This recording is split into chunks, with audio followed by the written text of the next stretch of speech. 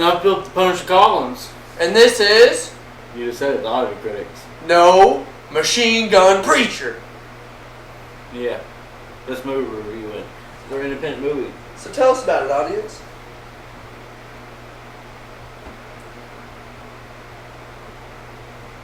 Insert cricket noises. We don't have a high enough budget to do the cricket noises yet. Yeah, we can't cast enough crickets to do. Yeah, we can't afford enough. Yeah, we can't afford the Hollywood critics. So, Machine Gun Preacher. Why are we reviewing it today? Because there was no good movies that came out at the time. So we decided to do it. We let Phil decide what movie. Yeah. Next time it's my choice. We'll see. Anyway, since it's your choice, Phil, why don't you start it off? Well, we'll just do the overall. Yeah, of course. Out of 10. Of I course. say we should do out of 10. Of course. Of course. Phil, it's not the time. Come at me. You hit my inner thigh. Yeah, we know that yours doesn't go down that far. Right. Anyways, this movie with Gerard Butler. Is that his name? I thought it was Gerard Butler. Yeah. I feel like it's his most underrated movie that he has. Right. The guy who also directed this movie directed like World War Z, Stranger Than Fiction. I'm gonna eventually go for a Keanu Reeves look. Yeah, from Bill and Dead. Anyways, it's about this guy who gets out of prison, and he's a criminal. Yeah, he does criminal shit. Yeah, he's fucking stabbed. Yeah, like he fucks those people. But then he finds God. Yeah. And then there's this preacher that comes from Africa, and he's asking for like their help and all that, and he decides he wants to go out there and see. Right. And he's like building, and I mean it's a war zone but the area he's not, where area that he's at isn't a war zone. Right. But he wants to go to the war zone. Yeah, he's like, fuck it, I want to see what it's really about. And let me tell you, Tyler had the most awkward laughs I've seen. What is that? Because like the dog ran away and the kids chasing him, and they don't realize that there's mines that they put out, and then all of a sudden the thing blows up, and then Tyler's like, whoa. Yeah, like okay, so it's not good that a kid got exploded, but how much of out of nowhere that was, it made it hilarious. Yeah. Because it's just like, you're sitting here like, normal shit. I mean, you just saw a village got burned down and all that, but normal shit. Yeah.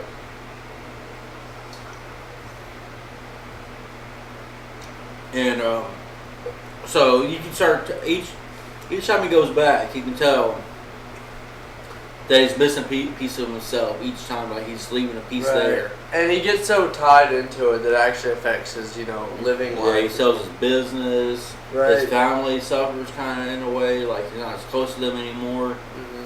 Mm-hmm. And he made this church where every little bit of money that it got pretty much went to saving these kids. Buying new vehicles, and then he'd go to his other friends and people that might have some money, and he'd ask, buy their vehicle. I did think that was fucked up when he asked for $5,000. The guy gave him $100. And this came from that party where the thing probably cost $5,000. Maybe more than that. Probably $5,000 just for a wine. Yeah. But this whole movie is based on a true story, and it's just like when you see it, it's just like it's fucked up because they don't really shy away from anything. Yeah, and that's what I kind of like about the movie. Like it's so fucked up that it's like it's hard to believe, but it's based on a true story, and maybe not everything happened the way. Right, but that did. The story did happen. But yeah, he was wanted by the I can't remember the African dictator. My thing is, how did he get him in? Like, if they knew that he was wanted, like when they had stopped him at the airport or something, or did he go into a different airport where? Well, I'm assuming he landed. That place was civil. Well, I'm assuming he landed where the old village was. No, because when he first got there, that he was in the safe part. I'm assuming he landed there and then he traveled from there. That's what I That's probably what he'd have to do. Yeah. But he built an orphanage. Yeah, and then first it burned it down, and then he rebuilt it. He was about to give up on it, and his wife told him, "Don't give up." Yeah.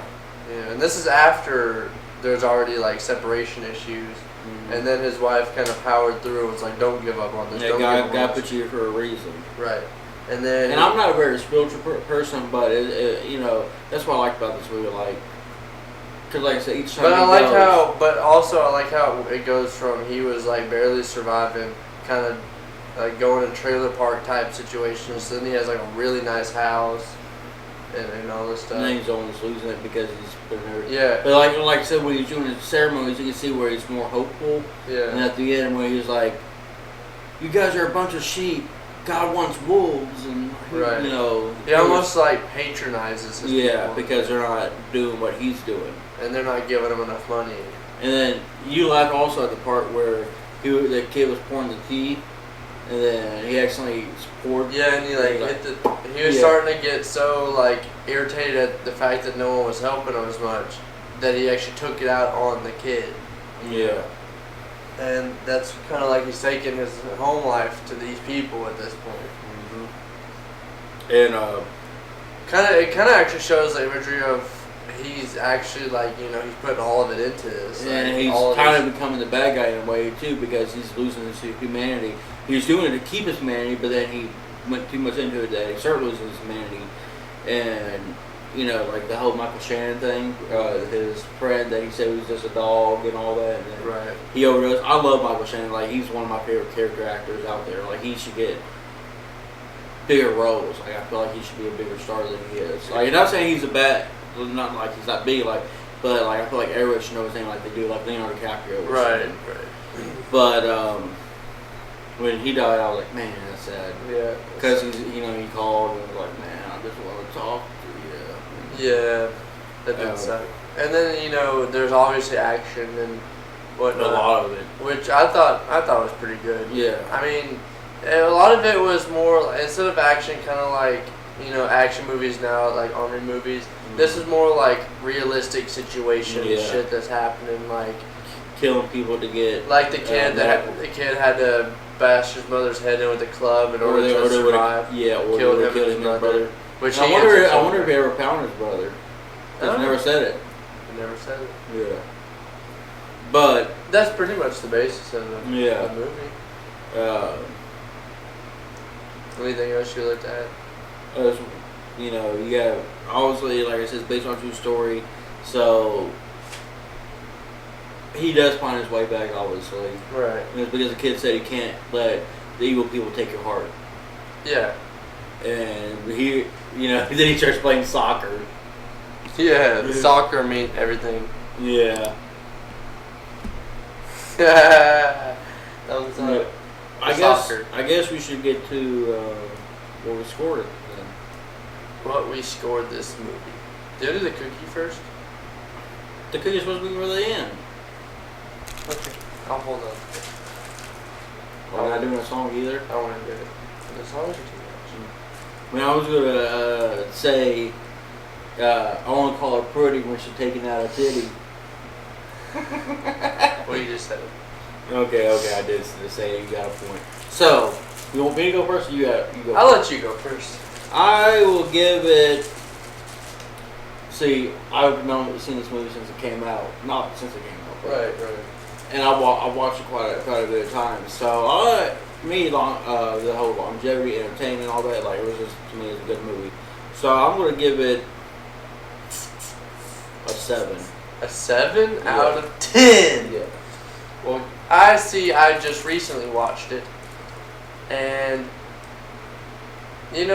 I actually haven't watched a lot of movies when it comes to showing off, like, third world countries and stuff. I haven't watched a crazy lot of movies like that.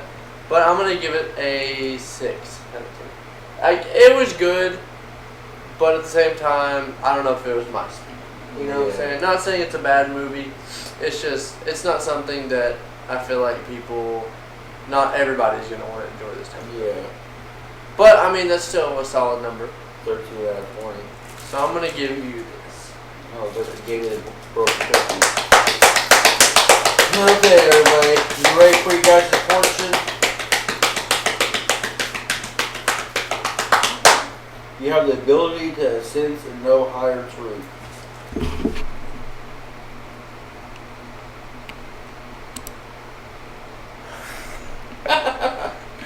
Oh, I'm sorry. Wow! What does that mean, Phil? It means people can't bullshit you. Yeah. Don't let people bullshit you.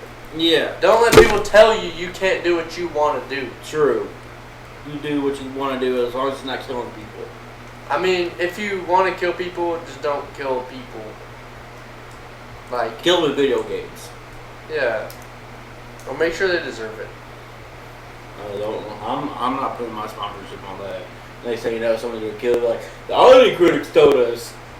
That's true. We never Anyways. told. We don't actually want people to kill the earthquake. Anyways, thank you for tuning in. This has been another episode of the Audio Critics. Have a good. Stay classy.